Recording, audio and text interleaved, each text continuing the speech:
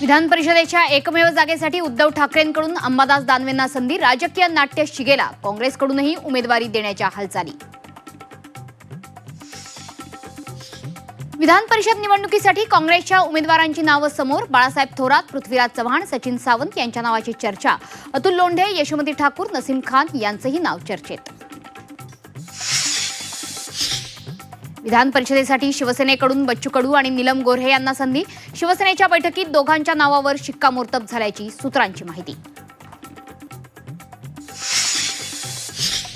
राष्ट्रवादीत विधान परिषदेच्या एकमेव जागेसाठी इच्छुकांची भाऊगर्दी, उमेदवार निवडीचं सुनेत्रा पवारांपुढे आव्हान, झिशान सिद्दीकी यांचं नाव आघाडीवर असल्याची चर्चा।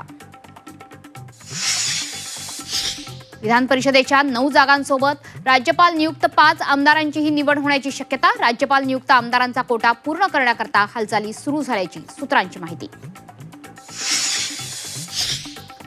भैयांना मराठी शिकवलं तर उद्या मराठी पुरस्कार घेताना भैयाच दिसतील, पुण्यात राज ठाकरेंची कोपरखळी, परिवहन मंत्री सरनाईकांच्या निर्णयावरून उत्तर भारतीयांची राज ठाकरेंकडून फिरकी। झिनिया एआय एक्झिट पोलनुसार 3 राज्यात कमळ फुलणार, पश्चिम बंगाल, आसामसह पुदुच्चेरीतही भाजपची सत्ता, तर केरळमध्ये एलडीएफ आणि तामिळनाडूत डीएके बाजी मारणार। एक्झिट पोलनुसार सुनेत्रा पवारांना बारामतीकरांचा कौल, बारामती पोटनिवडणुकीत सुनेत्रा पवारांना 87 ते 92% मतं मिळण्याचा अंदाज। एक्झिट पोलच्या अंदाजानुसार राहुरी विधानसभेत अक्षय कर्डिलेंना मतदारांचा कौल, कर्डिलेंना 70 ते 75% मतं मिळण्याचा अंदाज। नागपुरात रेडिएशनची धमकी, संघ मुख्यालय परिसरात रेडिओ ऍक्टिव्ह पदार्थ टाकल्याचं निनावी पत्र, पत्रात संघाबाबत आक्षेपार्ह भाषेचाही वापर।